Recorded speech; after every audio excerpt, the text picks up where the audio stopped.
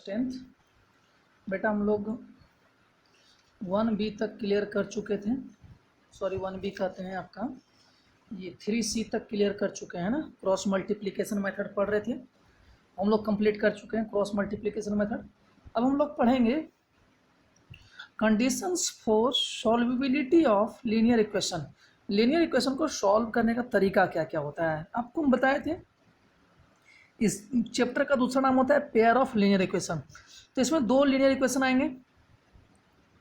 पहला दोनों लाइन का हम इक्वेशन लिख लेते हैं a1x plus b1y plus c10। ये इक्वेशन फर्स्ट का ये इक्वेशन हो गया, ठीक है ना। और ये सेकेंड लाइन का इक्वेशन हो गया a2x plus b2y plus c2 equal to 0। ये सेकेंड लाइन का इक्वेशन हो गया।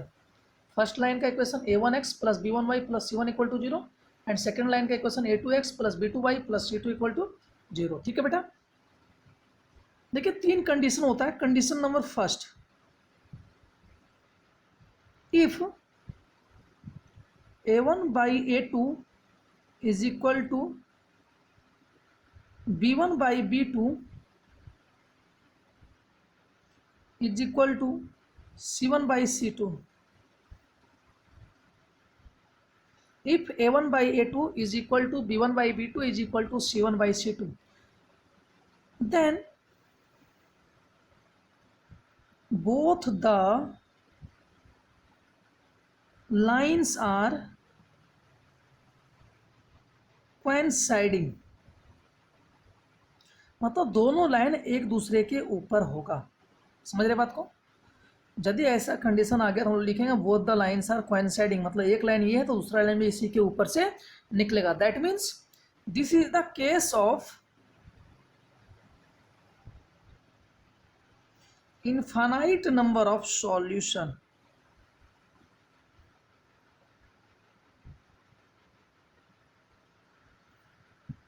This is the case of infinite number of solution, मतलब बहुत सारे सॉल्यूशन होंगे, या इसी को कभी कभी हम लोग बोल देते हैं मेनी सॉल्यूशन। समझ में आया बेटा। यदि ऐसा स्थिति आ जाए तो a1 by a2 is equal to b1 by b2 is equal to c1 by c2, then इस केस को हम लोग क्या बोलते हैं, ऐसे केस में क्या होगा, दोनों लाइंस जो होगा बेटा वो एक दूसरे के ऊपर में होगा, कोइंसाइडिंग लाइन होगा। समझ रहे बात। और यदि कोइंसाइडिंग लाइन होगा तो एक लाइन का सारा पॉइंट्स दूसरे लाइन पे भी लाई करेगा। मतलब this is the case of infinite number of solution.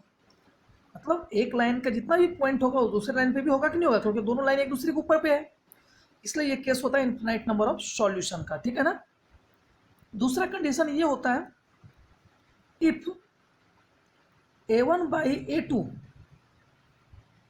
is equal to b1 by b2 but not is equal to c1 by c2। यदि ऐसा स्थिति हो जाए a1 by a2 is equal to b1 by b2 but not equal to c1 by c2, then both the lines are parallel. तो दोनों line कैसा होगा बेटा, पैरेलल होगा। मतलब एक ऐसा है तो दूसरा इसके जस्ट नीचे से जाएगा। समझ रहे बात। तो या जस्ट ऊपर से जाएगा या जस्ट साइड से जा सकता है, तो एक दूसरे लाइन के क्या हो जाएगा, पैरेलल हो जाएगा। और यदि दोनों लाइन एक दूसरे के पैरेलल होंगे दैट मीन्स नो सॉल्यूशन, कोई भी सॉल्यूशन नहीं होगा। मतलब लिख सकते हैं this is the case of no solution. किसी भी सॉल्यूशन को कोई इसका कोई केस, मतलब इसका इस लाइंस का कोई सॉल्यूशन नहीं निकलेगा। मतलब एक्स और वाई का कोई भी ऐसा वैल्यू नहीं निकलेगा जो दोनों इक्वेशन को सेटिस्फाई कर पाए। समझ रहे बात को। एंड थर्ड नंबर केस जो होता है बेटा वो होता है if a1 by a2 not equal to b1 by b2 not equal to c1 by c2। if a1 by a2 not equal to b1 by b2 not equal to c1 by c2, then both the lines are intersecting। दोनों line क्या होगा, intersecting होगा, एक दूसरे को intersect करेगा। That means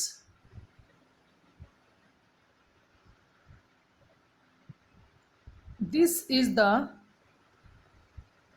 case of on solution. सिर्फ एक ही सॉल्यूशन निकलेगा, या इसी को बोलते हैं यूनिक सॉल्यूशन। समझ बात को? यदि यूनिक सॉल्यूशन के बारे में बोलेगा तो ये चीज़ अप्लाई करेंगे, नो सॉल्यूशन के बारे में बोलेगा तो ये अप्लाई करेंगे, और जब इनफाइनाइट नंबर ऑफ सॉल्यूशन बोलेगा तो ये फॉर्मूला हम लोग अप्लाई करेंगे। समझ में आया? ये तुम्हारा कॉन्सेप्ट है बेटा, इसको भूलना नहीं है। समझ रहे बात को? अब आपको पहले ही बता चुके हैं, यदि सॉल्यूशन निकल रहा है तो उसे हम लोग बोलते हैं कंसिस्टेंट, यदि सॉल्यूशन नहीं निकल रहा उसे हम लोग बोलते हैं इनकंसिस्टेंट। देखिए यहाँ पे सॉल्यूशन निकल रहा था ना, infinite number of solution, that means ये कैसा हो जाएगा, कंसिस्टेंट। यहाँ पे सॉल्यूशन नहीं निकल रहा था मतलब इनकंसिस्टेंट, है ना। और यहाँ सॉल्यूशन निकल रहा है, इसका मतलब ये भी कैसा हो जाएगा, कंसिस्टेंट। क्लियर हो गया? समझ में आया कि नहीं आया? Consistent and inconsistent. Infinite number of solution, solution निकल रहा है कंसिस्टेंट, पैरेलल में सॉल्यूशन नहीं निकलेगा, इसका मतलब इनकंसिस्टेंट है। जहाँ पे सॉल्यूशन निकल रहा है उसको क्या बोलेंगे, कंसिस्टेंट, चाहे एक ही सॉल्यूशन क्यों नहीं निकले। समझ रहे हैं बेटा? चलिए इसका कुछ क्वेश्चन करते हैं, सॉल्व एग्जाम्पल पढ़ रहे हैं हम लोग, ठीक है ना। सॉल्व एग्जाम्पल पढ़ रहे हैं।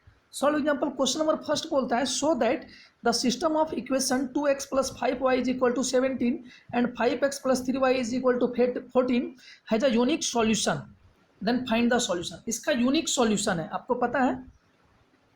पहले जो इक्वेशन दिया उसको लिखिए, 2x + 5y, इधर ये प्लस में सबको इस साइड ले आएंगे सॉल्व करने के लिए। यहाँ भी देखिए बेटा 5x + 3y, इधर ये प्लस में, इधर आएगा क्या हो जाएगा, -14 = 0।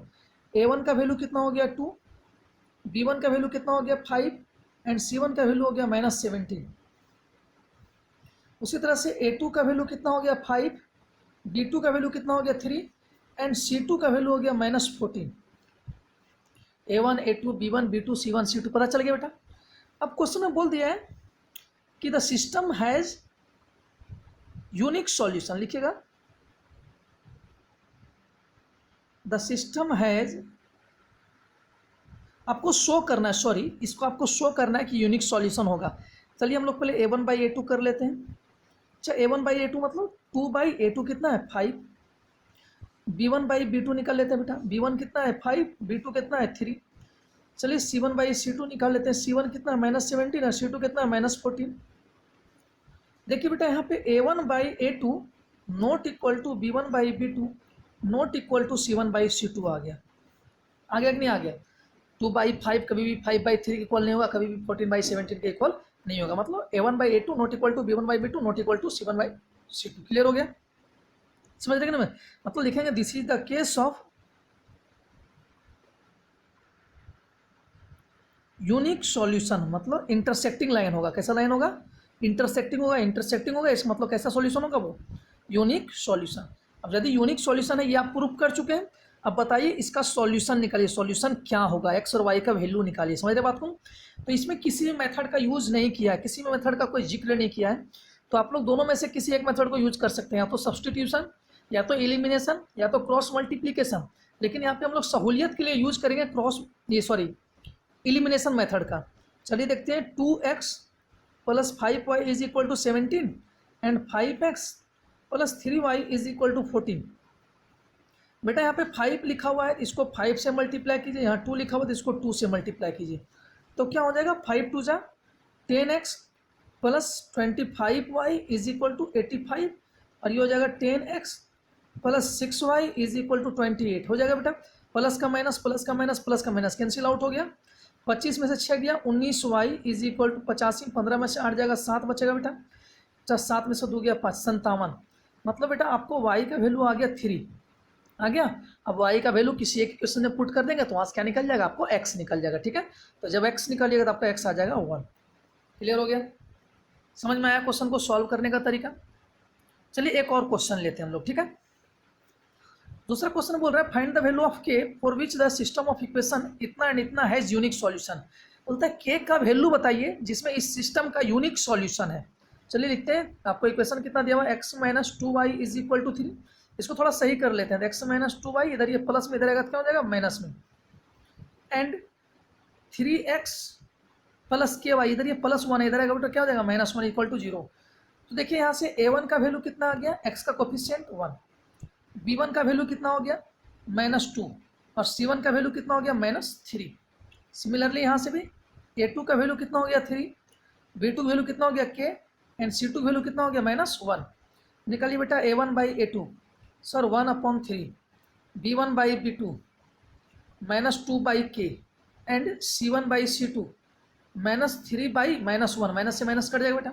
अब क्वेश्चन में बोल दिया है कि क्वेश्चन में क्या बोला है, इट हैज यूनिक सॉल्यूशन। लिखेगा given that system has unique solution, given that system has unique solution, that means A1/A2 not equal to B1/B2 not equal to C1/C2। A1/A2 कितना निकाले बेटा, A1/A2 निकाले 1/3, B1/B2 कितना निकाले -2/K। देखिए यहाँ पे 1/3 not equal to -2/K not equal to C1/C2 कितना बेटा 3/1 है ना। इसमें से किसी एक को लेकर चलेंगे तो क्या हो जाएगा 1/3 not equal to -2/K, that means K not equal to -6। समझ में आ रहा है। इसका मतलब क्या होगा कि सर द सिस्टम हैज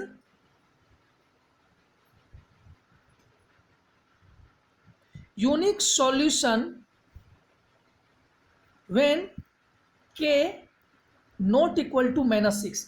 मतलब K का वैल्यू यदि -6 ले लेंगे तो वो यूनिक सॉल्यूशन का केस नहीं बचेगा।